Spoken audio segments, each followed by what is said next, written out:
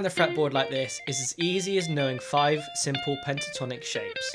So in this video, I'm going to teach you those 5 shapes, and then at the end, I'm going to give you a fun little practice exercise to help you master them. So I'm sure you're already aware of the pentatonic scale. It's the guitar player's best friend, and if you've listened to any guitarist ever, they're most likely using it to improvise on their solos. What I'm going to do is I'm going to teach the 5 pentatonic shapes in the key of G minor, just because it sits really nice on the fretboard. We'll go through all 5 shapes, and then I'll teach you how to properly master them on the neck. And the great thing about learning scales on the guitar is they're all built in nice, easy to follow shapes. You can then take these shapes and move them anywhere on the neck, allowing you to play in any possible key.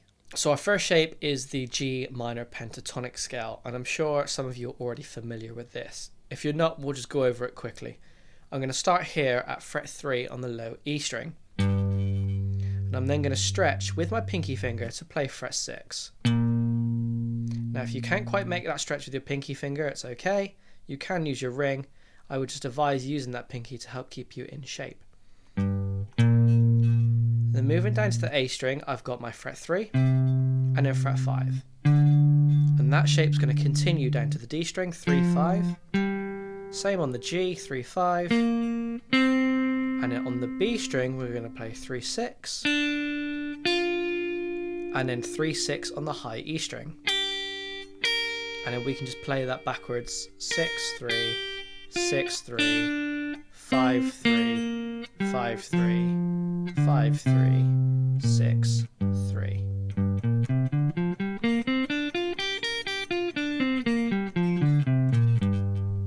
So that would be shape 1. Shape 2 then starts on the second note. So like with all of these shapes, they all connect together. So if we play, there's our second note, that would be where we start our shape 2. So I'm going to start shape 2, or the major pentatonic, at fret 6 on the low E string. And I'm going to play 6, 8. And then I'm going to drop down to the A string and I'm going to play 5, 8. So we've got 6, 8, 5, 8. On the D string, I'm going to play 5, 8. And then our shape's going to change here on the G string. We're going to play 5, 7. And then on the B string, I'm going to play 6, 8. And then 6, 8 on the high E. So backwards, that'll be 8, 6. 8, 6, 7, 5, 8, 5, 8, 5, and 8, 6.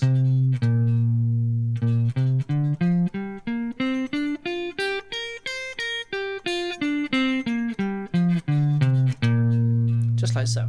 Moving on to shape 3, we're going to start that again from the second note of our previous scale. So that's on fret 8, and I'm going to play 8, 10. And then moving down to the A string, 8, 10 again. The D string, 8, 10. The G string is going to play 7, 10. The B string will be 8, 11. And then the high E string will be 8, 10. And then backwards, 10, 8, 11, 8, 10, 7, 10, 8. 10, 8, and 10, 8.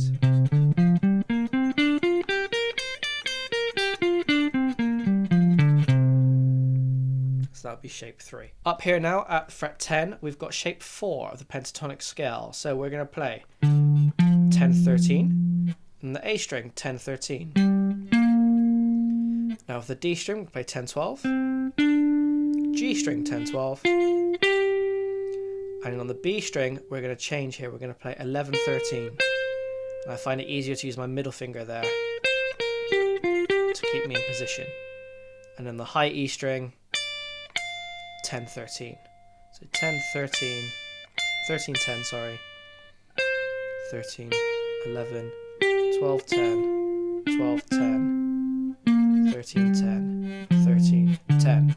You can see on this one why it's really important to keep your fingers in position, as it really does just help you navigate those scale shapes.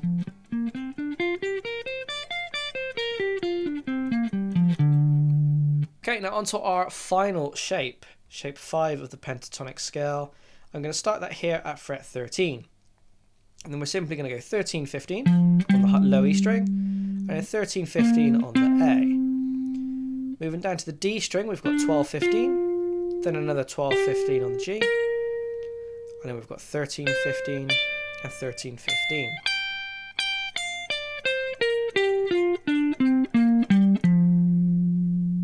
So there we have it. There's all 5 pentatonic shapes.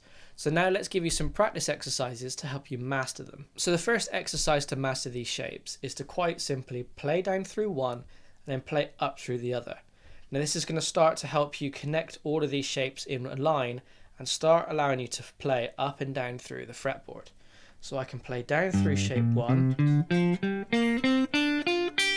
then when I get to the end I'll slide up and I'll come back down shape 2. Now you can keep this really easy and just start with 2 shapes for now. Play back and forth, like so. And then once you're comfortable moving between those 2, you can add the other shapes in.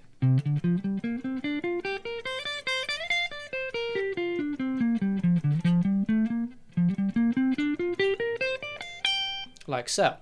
And as you can see there, you're already going to start to quickly learn how to move up and down that fretboard. But my second exercise is going to help break you out of those scalic boxes. Now, if you're already familiar with these shapes or are starting to get familiar with them and are starting to improvise, but you're feeling like your soloing's sounding a little bit scalic, then you should definitely check out this video that I've got up here. I'm going to touch on one of the exercises that I mentioned in that video now. A lot of guitarists will practice these scales using these vertical box shapes like we've just done. Play down 1 and back up. But the trouble is they get so used to playing in those shapes that they don't then freely move around the fretboard. So a fun little game you can use is to pick a number between 1 and 8. So I'm going to choose 5. I'm then going to play through the scale and count out the numbers as I go. 1, 2, 3, 4, 5.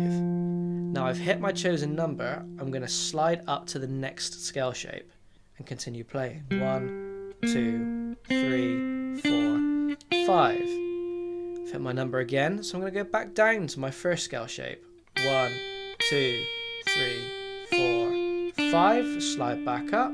1, 2, 3, 4, 5. Back down to shape 1.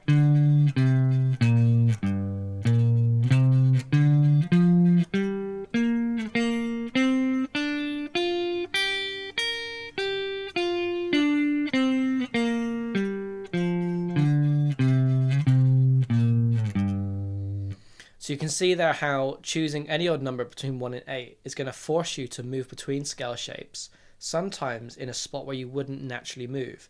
And that's going to help you break out those scalic boxes and start moving between them a little bit more freely. Give these exercises a go to really help you unlock the fretboard and start improvising more freely around the neck. Remember, if you found this lesson useful, I've got some links down below for my guitar school where we take all of these things and go more in depth and really give you the best education there is possible to really master that guitar. All taught by professional working musicians, so you really are getting the cutting edge of education. Don't forget to like and subscribe, and I will see you in the next video.